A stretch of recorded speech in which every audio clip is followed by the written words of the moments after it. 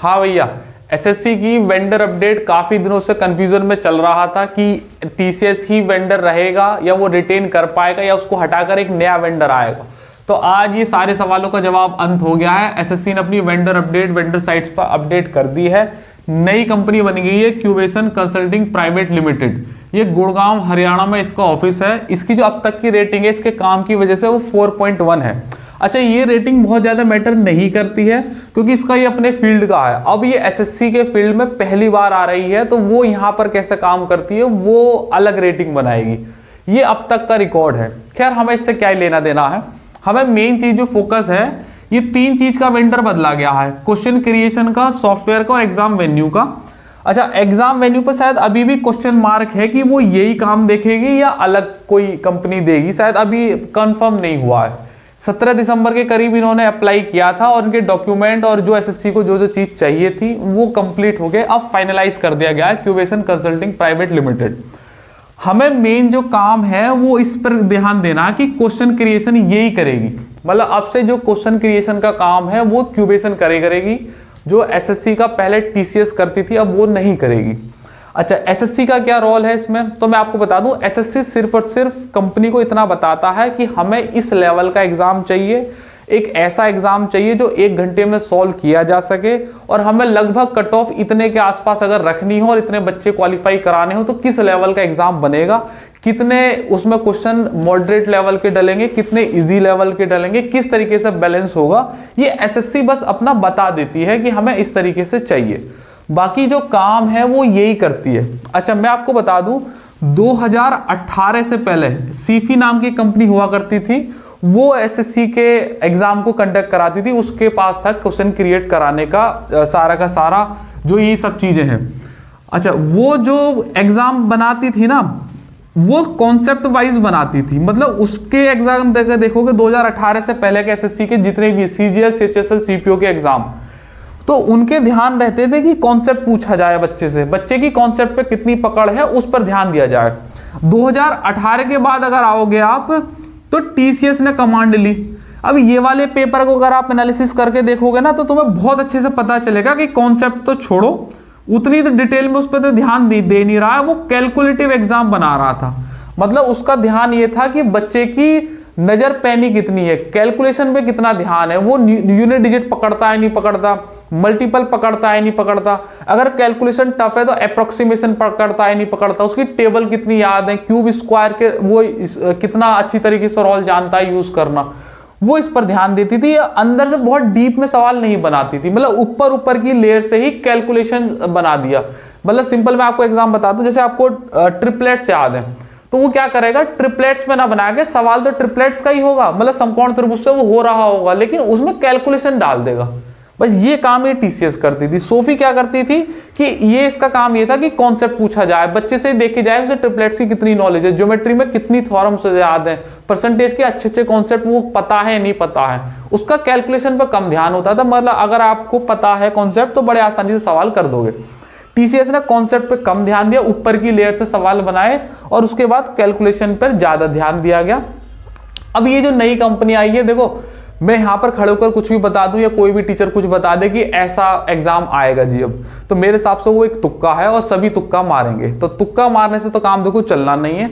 एक ही चीज से काम चल सकता है कि आप प्रैक्टिकल अप्रोच क्या हो सकती है अब, कि पुराने एग्जाम के जो सवाल हैं वो करे जाएं या नहीं करे जाएं, प्रीवियस ईयर की कॉपी या बुक जो है वो उठाकर रख दिए जाए, कुछ और नए सवाल करे जाएं। इस पर हम प्रैक्टिकल अप्रोच की बात करते हैं, छोटा सा डिस्कशन। और आप अगर इस वीडियो से लेकर जा सकते हैं तो बस इतना ही लेकर जाओ कि अब आगे प्रैक्टिकल अप्रोच क्या है, एग्जाम ये वाली कंपनी करा रही है, कहां से क्वेश्चन आएंगे, कैसे आएंगे, इससे तुम्हारा क्या ही मतलब होना चाहिए। प्रैक्टिकल अप्रोच तुम्हारे लिए क्या होनी चाहिए अब आगे के लिए, वो उस पर ध्यान देना कि हमें अब क्या करना है।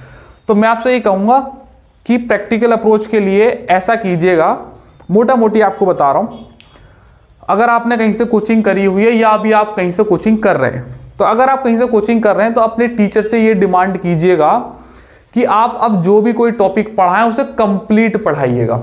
अब तक क्या हो रहा था, टीचरों का काम इसमें चल जा रहा था कि ऊपर ऊपर से बस पढ़ा दिया, क्योंकि उन्हें भी पता है टीसीएस कहां से सवाल रिपीट कर रही है और बस वही टॉपिक पढ़ा दिए और नीचे गए नहीं। जैसे मैं एग्जांपल के तौर पर समझाता हूं, मान लीजिएगा ऐसा इंस्टॉलमेंट का है तो ज्यादातर टीचर्स क्या करते हैं, बस इंस्टॉलमेंट निकालनी सिखा दी, एक ट्रिक बता दी या एक कॉन्सेप्ट बता दिया और उस पर इंस्टॉलमेंट के सवाल करा दिए, बस इंस्टॉलमेंट निकल गया, किस्त इतने रुपए की बनेगी ये सिखा दिया। लेकिन उसके अंदर इतना ही खत्म नहीं होता है, उसके अंदर मल्टीपल किस्त के सवाल भी बनते हैं, उसके अंदर रेट कैसे निकाली जाती है उसके सवाल भी बनते हैं, अगर अलग अलग किस्त दी जाएंगी उसके सवाल भी बनते हैं, डाउन पेमेंट के सवाल भी बनते हैं। तो इतने सारे टाइप्स को भी करना जरूरी है अब, क्योंकि अगर आप टॉपिक पढ़ रहे हैं तो कंप्लीट पढ़ो, फिर वो कहां से बनाएगा। ऐसा इंस्टॉलमेंट में इतने ही सवाल बन सकते हैं। अगर आपने बस ऊपर ऊपर का पढ़ रखा है कि बस मुझे तो किस्त निकालनी आती है और पेपर में आ गई रेट निकालनी, तो खेल जाओगे आप, फिर तो खत्म हो गया मामला। तो अगर आप इस वीडियो से प्रैक्टिकल अप्रोच कुछ लेके जा सकते हैं तो वो ये लेके जाइएगा, अपने टीचर से बस इतना डिमांड करो कि आप जो भी कुछ टॉपिक पढ़ा रहे हैं वो पूरा खत्म कर दो, कि इससे बाहर अब कुछ नहीं होना चाहिए, बात खत्म हुई।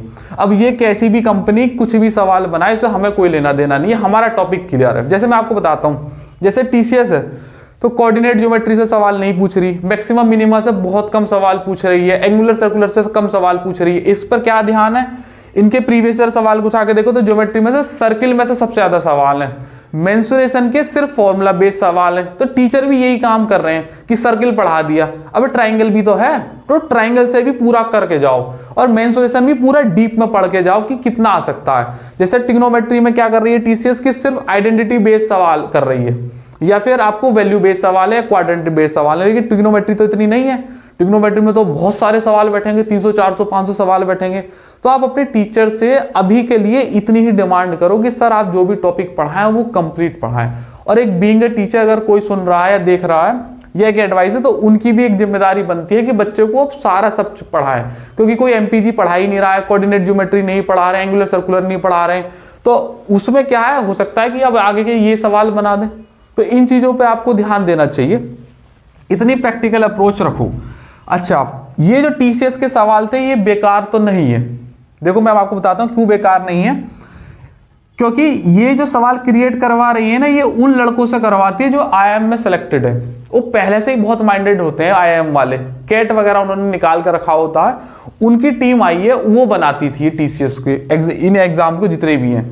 तो इन्हें भी टीसीएस को 1 से 2 साल लगे जब एग्जाम के वेरिएशन को इन्होंने कम किया, क्योंकि जब स्टार्टिंग में 2018-19 के पेपर आप उठा के देखोगे तो इतना वेरिएशन आता था कि एक शिफ्ट में कोई बच्चा प्रीलिम्स के पेपर में 200 में से 150 कर रहा है, अगर उसी बच्चे को 4 शिफ्ट छोड़कर एक पेपर दे दिया जाए तो वो 100 ना कर पाए, इतना वेरिएशन था। तो 2 ढाई 3 साल लगे टीसीएस को भी पैटर्न समझने में कि कैसे वेरिएशन कम किया जाए। और अब नए सवाल उठा के देखोगे ना, जो बिल्कुल लेटेस्ट 2023 में इन्होंने कराए, उनकी शिफ्ट में आपको वेरिएशन बहुत नाम मात्र का मिलेगा, मतलब ±5 का मिल सकता है।